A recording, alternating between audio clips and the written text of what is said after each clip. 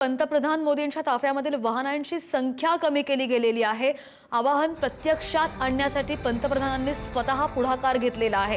पश्चिम आशियातील संकटाच्या संदर्भात पंतप्रधान मोदींनी नागरिकांना पेट्रोल आणि डिझेलचा वापर कमी करण्याचं, घरून काम करण्याचं आणि अनावश्यक परदेश प्रवास टाळण्याचं आवाहन केलेलं होतं।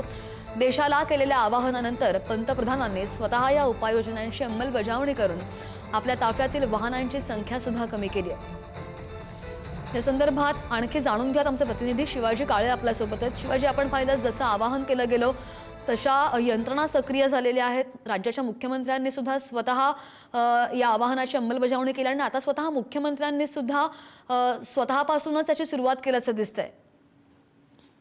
अगदीच आधी केले मग सांगितले या तत्वानुसार पंतप्रधान नरेंद्र मोदी यांनी स्वतःमध्ये काही बदल करून घेतले, त्यांच्या ताफ्यामध्ये बदल करून घेण्यात आलेले आहे।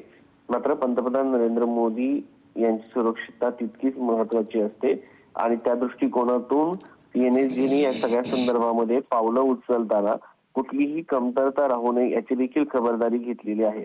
कारण भारताने 2 पंतप्रधान सुरक्षेच्या कारणाने गमावलेले आहे। पंतप्रधान हे कोणत्या पक्षाचे नसतात, ते देशाचे असतात, त्यामुळे त्यांची सुरक्षितता ही महत्वाची असते।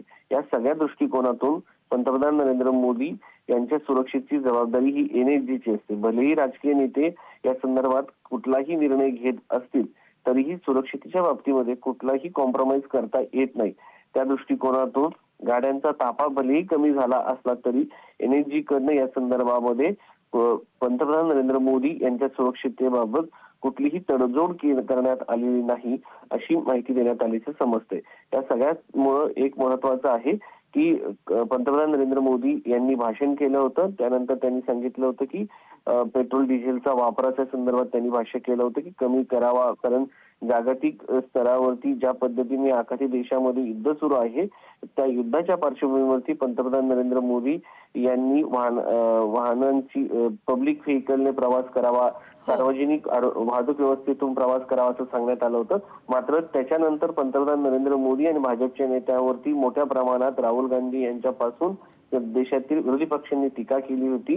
लोकांसंगे ब्रह्मज्ञान आपण कोरडे पाषाण नाही, बरोबर। आणि पंतप्रधानांनी स्वतः आवाहन केल्यानंतर त्यांनी जी स्वतः सुरुवात केलेली आहे एक सगळ्यांसाठी आदर्श म्हणावा लागेल। धन्यवाद शिवाजी दिलेल्या सगळ्या माहितीसाठी।